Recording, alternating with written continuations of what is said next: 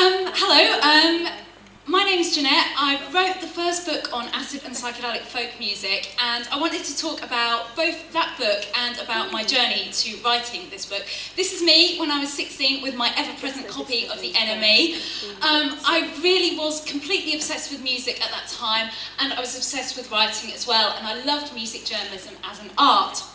So when I started, the first thing I did, in common with a lot of 16-year-olds, was wrote lots of sub-Morrissey poetry about being alone and being always a bridesmaid and all that kind of stuff. I also started writing fanzines, which is when I started to interview bands and got a bit of a taste for it. And then I wrote a novel which was unpublished and unpublishable. However, writing was a big hobby for me and it was my dream. But as time went on, time ticked on, and I always worked full-time. And as you can see, the list of jobs that I had there really had nothing to do with writing until I had a big moment when, that's me and my dad. I was very close to my dad, and my dad died. And it made me really reevaluate what I wanted to do with my life, as well as being just sort of curled up in a ball for months on end. And what I really wanted to do, I knew, was to write. So I quit my full-time job and I thought, I'm going to try making it as a freelance writer. So there's me on my laptop, the month after I started to say, right, I'm going to do this. My career, such as it was in a lot of social care, so I did some writing like that for money, but I also knew that I wanted to write about music. I took on everything I could do.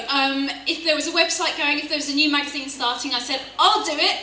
My tastes have always run to the obscure, as you can see from that list of articles right there. I started to get really into tracking down people who had not been interviewed before. And amazingly, some people were interested in this as well. And a publisher was interested in it too, which was just, I spent the morning when I got the email just with my fist in my mouth.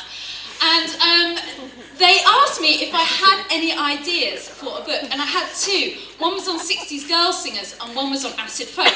They liked the acid folk idea, so I worked up a proposal, and they agreed.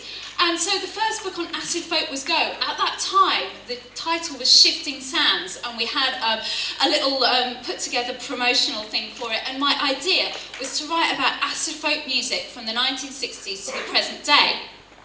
How did I start doing this? Well, I started to interview people, completely convinced they would say, God, this is a horrible idea, who are you to write this book? But they didn't, they were just amazing. These are the first three people I interviewed. Dreadful, who's a completely experimental musician. In the middle was Judy Dybel, and at the end was Ashley Hutchins of the early Steel Eye Span. And these are some of the other people I interviewed. But what I wanted to say was I found it, since the topic of today was first, not only was it my first book, it was also the first time that a lot of these people had the chance to tell their stories because the music was so underground.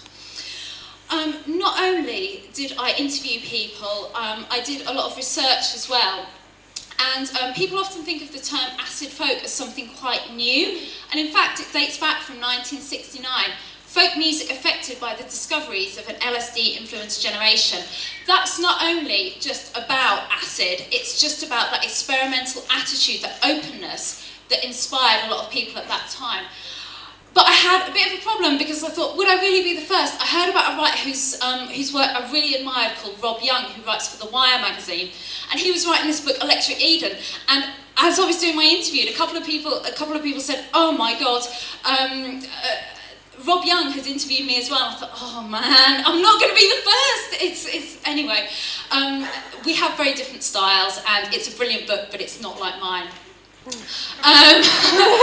My world shrank as I was writing my book. I did all these things, and finally it was finished. It was too long. My contract was 120,000 words. I turned in 160,000 words.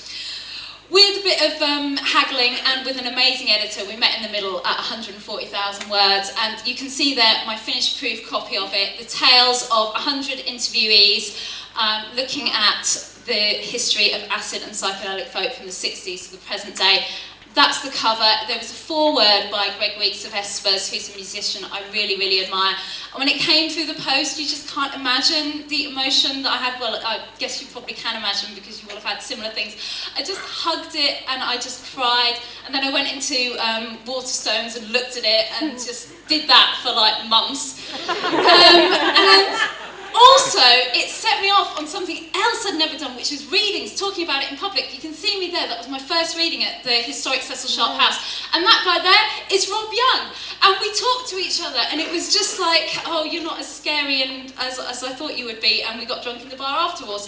This slide is intentionally blank, in case you were wondering if there was any kind of repeat of what happened earlier, because I wanted to mention that it wasn't only a great thing, it was also a very, very emotionally draining experience, which I hadn't expected at all. And I couldn't write for quite a long time, but my route back into writing, which I have just started on, came through experiencing good writing itself. And these are my three inspirations. Wilkie Collins, the Victorian novelist who wrote the first English detective novel, Love and Rockets comics, Gilbert Hernandez, and at the end, The Wire, which is just one of my favourite things in the entire world. I am writing now my first novel, which I hope will be my first published novel, which is set in Norwich. Woo! Not the first book to be set in Norwich, but as, to quote Norwich's favourite adopted son, Alan Partridge, this could really put Norwich on the map. I wanted to conclude my talk by just alluding to the title of my talk, which was my first utterance. Not only did it relate to actually my first book, but also my favourite acid folk albums, one of them, is by this band called Comus, who made this incredible album called First Utterance, which was about the darkness and the lightness of the human soul. And I really felt that was something that was about acid folk music and also about my experience as a writer. Thank you very much. Safe Portland work.